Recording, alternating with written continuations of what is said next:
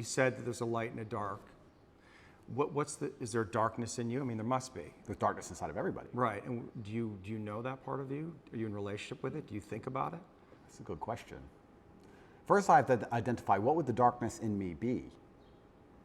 Well, let me present something to you, because I stood up for you after you got canceled off social media, and I have a lot of female clients, and they had questions about that. I mean, they know me and they trust me, so they're curious. Yeah. But one of them said, "Well, you know, Andrew he's out there saying that he's helping all these young men, but in the beginning, he made his millions in some level exploiting these very men." Okay. That's the frame that they were thinking about it. And is there validity in that, in what they're saying? Because I didn't know how to answer that question.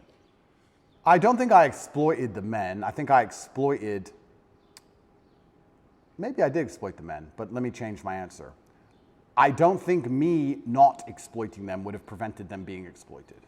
I think these men were out to be exploited regardless of whether I did it or not.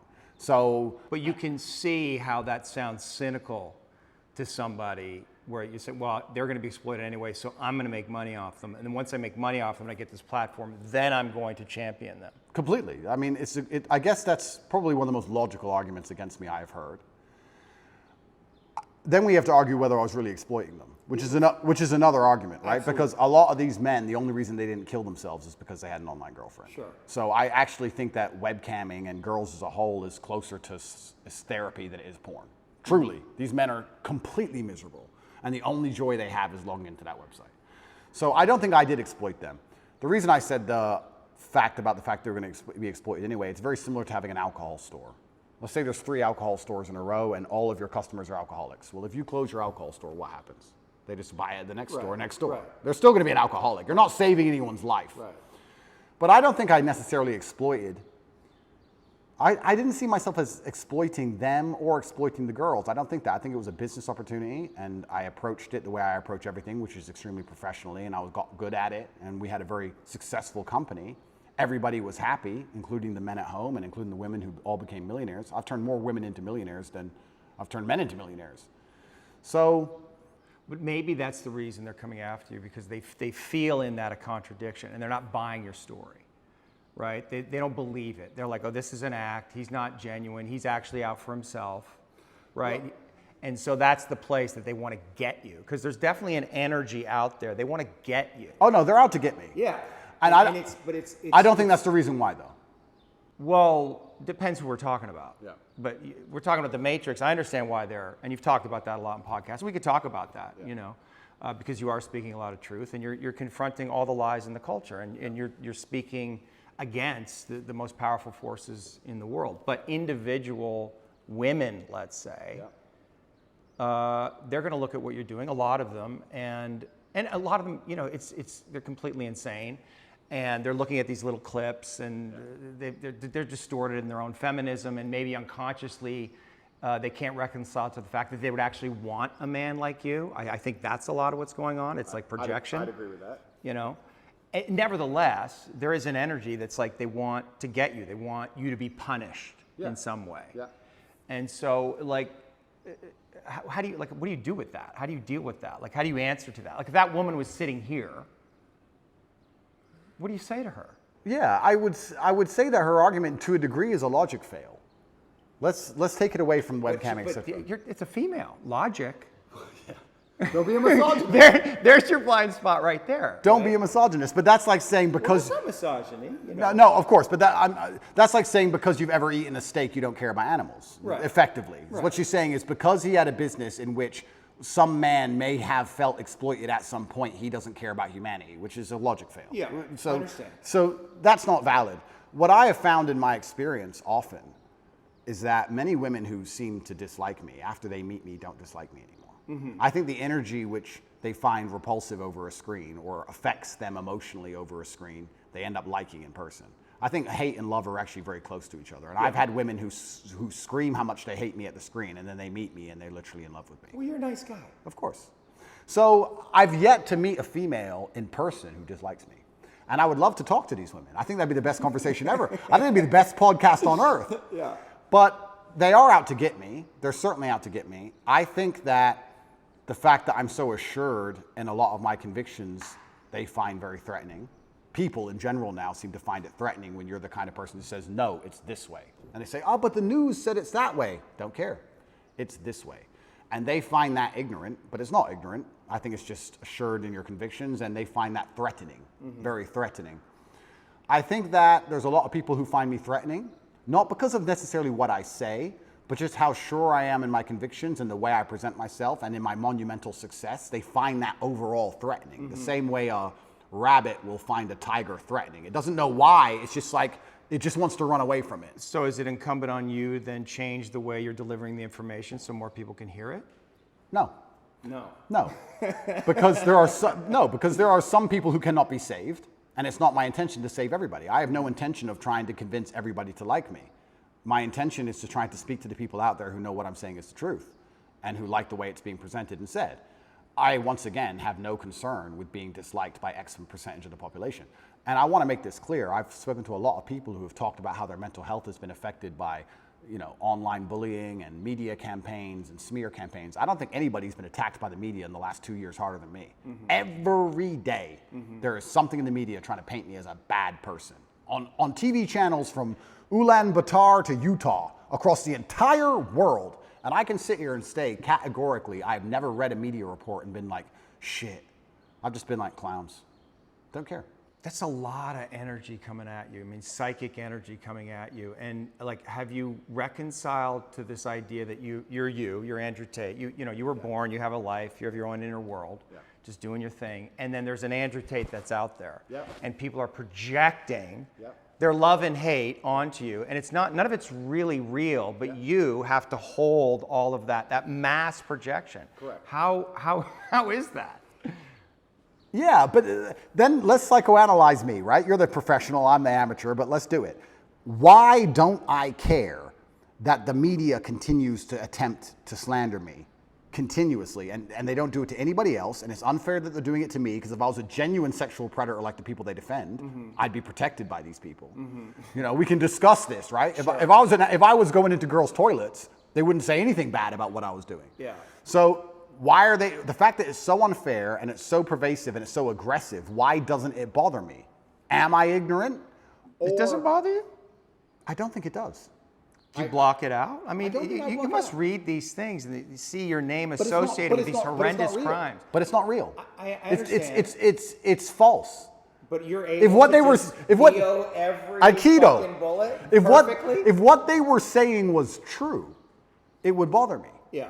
But genuinely, because I know it's all garbage, it's all lies, it's water off a duck's back. And maybe my obsession with truth is obsession, I don't know if that's the right word, but because I believe I'm talking the truth and because I believe the current war we're in is genuinely one of truth against deception and lies, that's their only weapon. Sure. That's their weapon is deception and lies. So everything they say is a lie.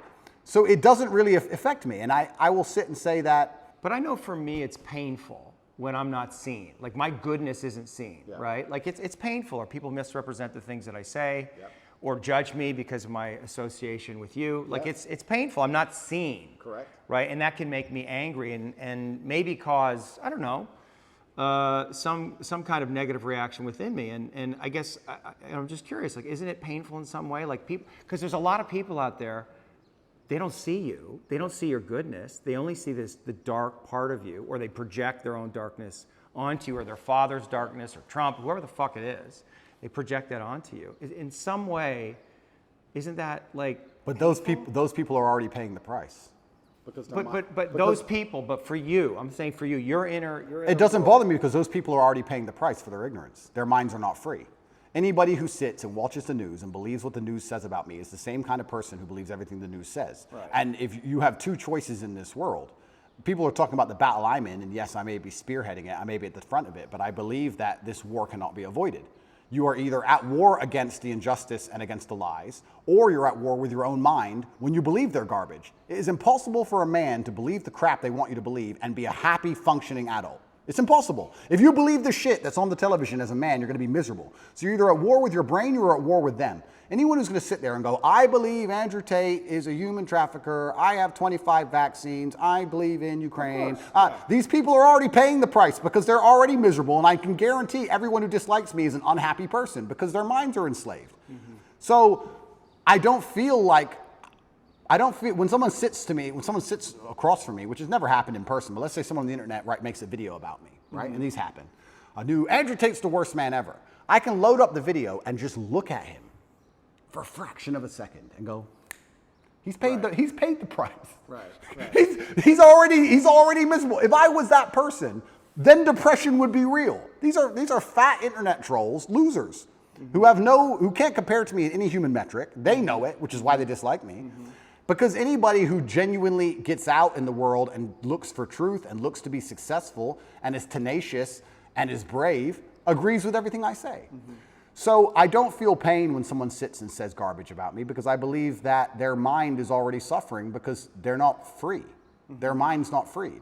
Anybody who can listen to what I say long enough and not be emotional about it and actually understand it, well, those people aren't paying a price. So maybe that's a coping mechanism, but every single time I see a woman who hates me or a man who hates me, and I compare them to the people who like me, there's a massive contrast in overall physical attractiveness, success, financial success. Like, it's amazing. Sure. So it's like, okay, well, my haters are way down here, and the people who agree with me are way up here, so let them hate. Maybe they just resent you. Of course, no, maybe. I think a lot of the reason this is happening to me is, and maybe this is arrogant, but...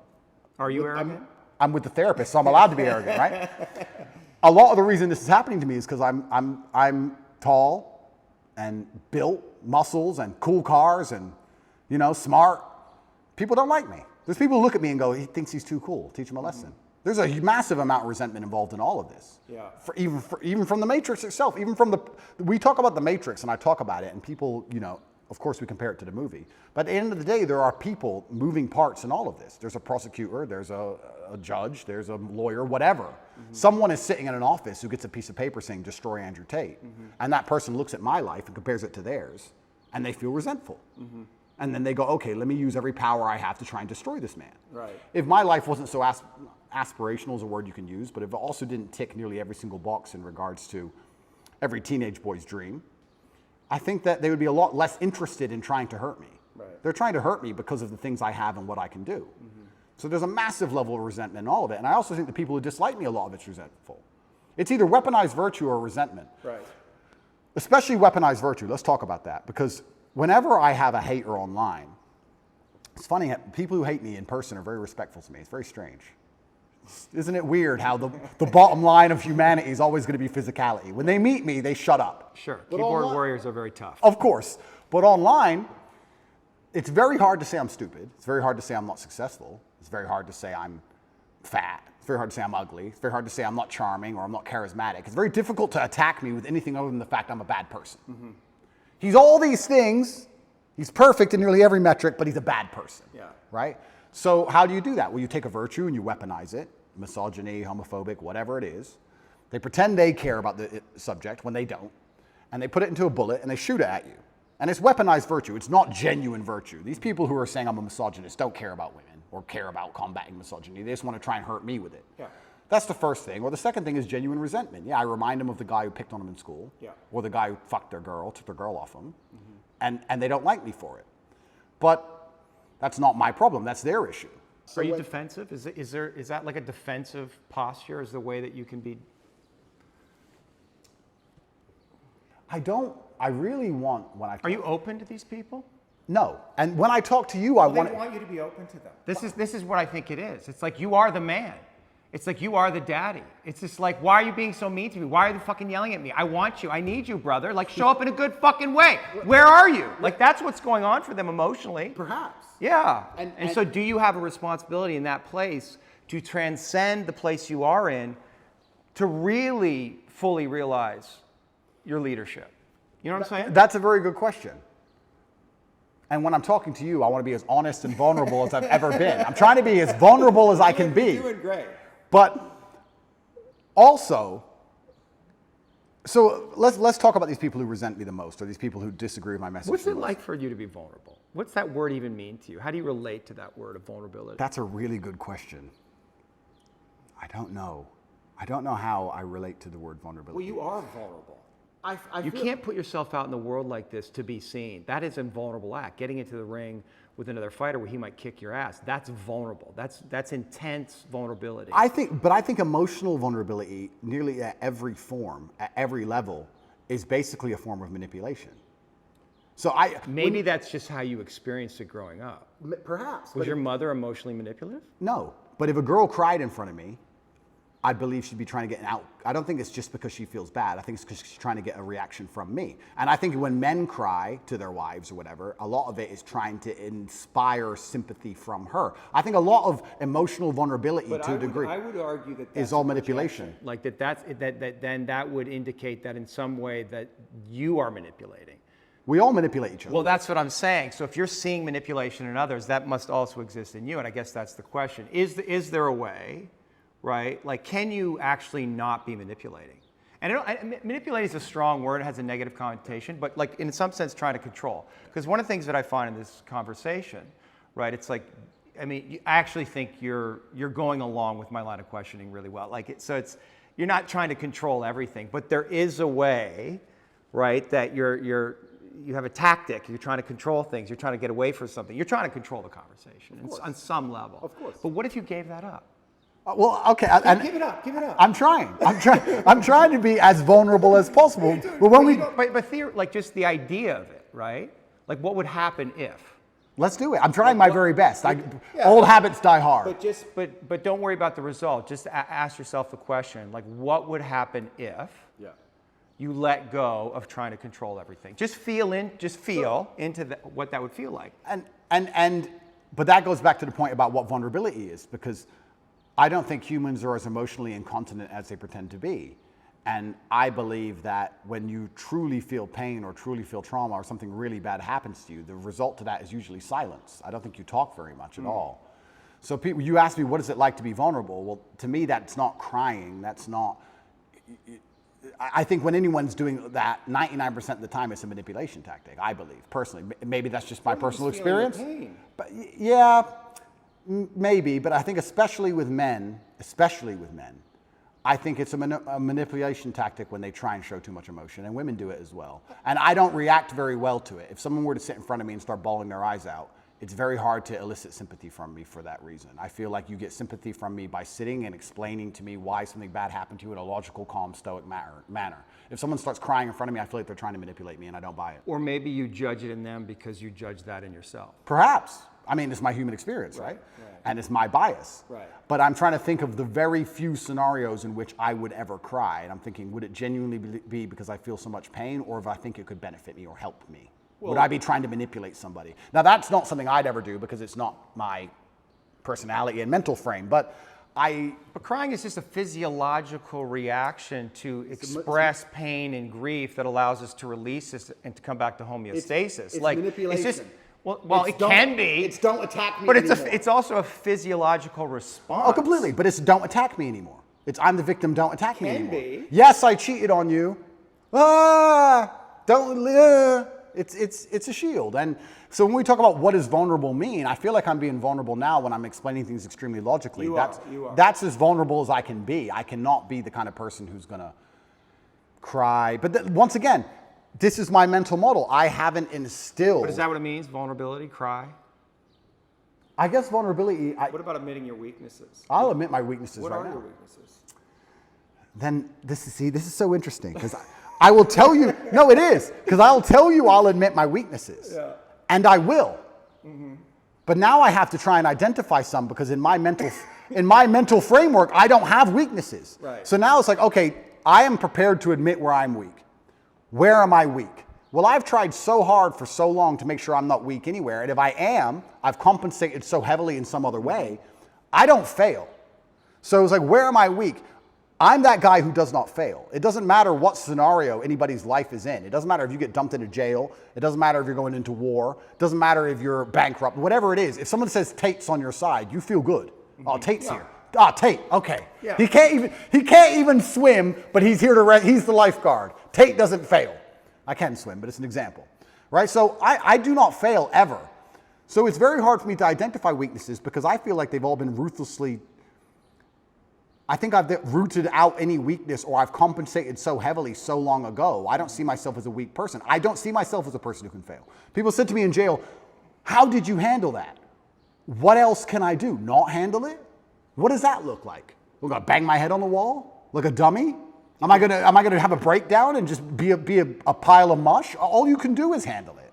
So you were talking about vulnerability. I'm being as vulnerable as I can, but I can't even honestly sit here and tell you a weakness I have, because in my mind I have no weaknesses. And perhaps that's delusion. Perhaps that's perhaps it's delusion. Yeah, but But a useful delusion is what you're saying. It's brutally useful. Yeah. And when I teach this or when I talk about this, there's a lot of men who perhaps want to adopt it, but the mistake they make is they don't have the real world experience to back it up. I don't want people to be completely lose their minds. Yeah. We're not talking about that, but we're talking about the fact that I can name so many scenarios in my life where I was supposed to fail and I did not fail. It's brutally realistic, it's brutally logical, it's built on competence, it's built on real world accolade and achievement. Mm-hmm. Everything I've ever wanted, I have achieved and I have gotten. I have never failed at anything I've ever wanted, ever. So how am I going to wake up and say, oh, I've got this weakness, that weakness, when I have a 100% success rate? Mm-hmm. 100%. There's never a girl I wanted I didn't get. There's never a car I wanted I didn't drive. There's never a scenario where I said, I want to get through this, I didn't get through it. I've never failed.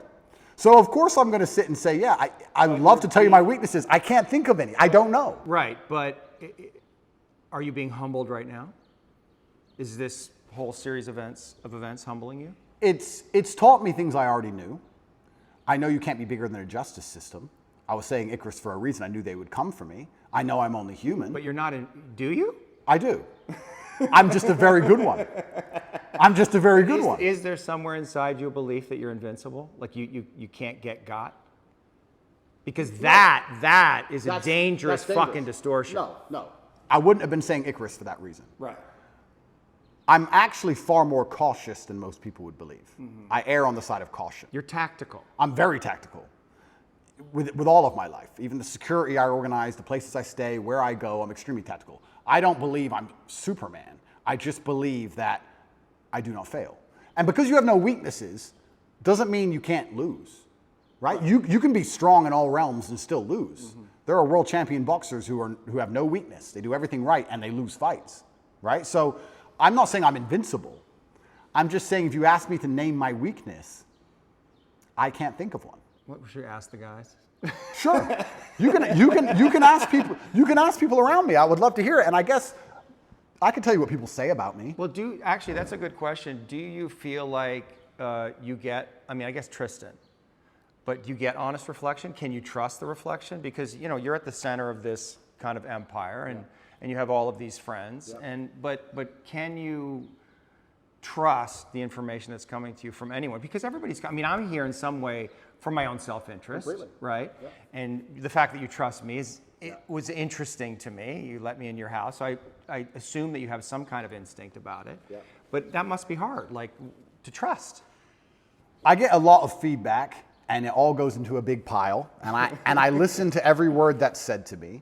I'm not the person who's beyond reproach. Everyone I work with, a lot of people have said things to me, and I'm told about myself quite often. Yeah. And I put it all in a pile, and I analyze every single word carefully. I ignore most of it, mm-hmm. but I do listen to it. Mm-hmm. And I guess the number one bad or negative thing that people will say about me who know me is they may say I'm very insensitive. I hear that sometimes, usually from women. You're insensitive. I'm insensitive because I think once you become a ruthless problem solver, you come across to a degree as insensitive. We have this big issue and everyone's crying. Okay, stop crying, fix the issue. Right. You have to be insensitive. Okay, what are you crying about? Let's fix that. Right. Well, you know that's wrong. Well, a lot of people want to vent. They don't want to fix the problem. They want to cry. Well, they just need you to be with them and say, I understand, here you are, exactly. Baby, I love you. Completely. You're rolling your eyes. Yeah, but I'm that's what I'm saying. So when you become a ruthless problem solver, right. you become to a degree insensitive. Now, there are some scenarios which that doesn't work, right? There's some problems you can't fix. The death of a loved one, that's different. Yeah. But if people are crying about something which is very fixable, it's very difficult for me to be interested in their crying. And I'll tell you why. Because if I have a set standard for myself, if I wouldn't allow myself that luxury, it's very hard for me to give it out to everybody else. If I don't allow myself the luxury of being incompetent because of an emotion, then it's very hard for me to look at others and go, well, you're allowed to be incompetent because of your emotions, and you're allowed to be incompetent because of your emotions, and I'll just deal with the struggle of never being incompetent ever, regardless of how I feel. If I have standard for myself, I'm going to implore my standard or imply my standard on others. And if they don't meet that standard, then they're going to call me insensitive. What would you have to give up to become more sensitive, particularly to your women? I'm a very sensitive, romantic, nice man. Yeah. In general, I'm actually a romantic man. I get called that a lot. No one calls me cold. Right. It's different. You're loving? Completely. But when it comes to problems especially, Right. can be You insensitive. default to problem solving. Absolutely. And that's not what they want. What's the issue? They want you to just understand and hold them. They want to cry about the problem a while. And time is time is money. Time is money. I'm like, okay, yeah. Boom, boom, fixed. Right. No, but you don't understand. Da, da, da. I do understand. Now it's fixed. Shh. Next. Like, Right. I think that's just competence. And I think that's genuinely, I think most men are kind of like that. Perhaps I'm just hyper like that. Yes. So I get called insensitive sometimes. What else do people say negative about me? This is Are interesting. you arrogant? Well, the difference between arrogance and reality is just competence, isn't it? Say that again? The difference between arrogance and a healthy grasp of reality is only going to be the competence of an individual. That's one way of looking at it. But If I can kick the fuck out of everybody, for example, and I say I can kick the fuck out of everybody, am I arrogant? Not necessarily. It depends on the kind of energy of it, right? But I mean, one might say that arrogance hides insecurity. Like, are there places where you're insecure? That's another very good question, but let me think about this for a second and answer it, because these are questions that have never been asked before. But I don't, okay, so what am I insecure about? This is another point, and maybe this is a personality characteristic, which is interesting. I don't do anything I'm bad at ever. Oh, like sing? Yeah, like sing. I cannot sing, so I will not sing. I'd love to hear you sing. I'm sure you wouldn't. But maybe that once again shapes my reality, because I refuse to do anything I am bad at.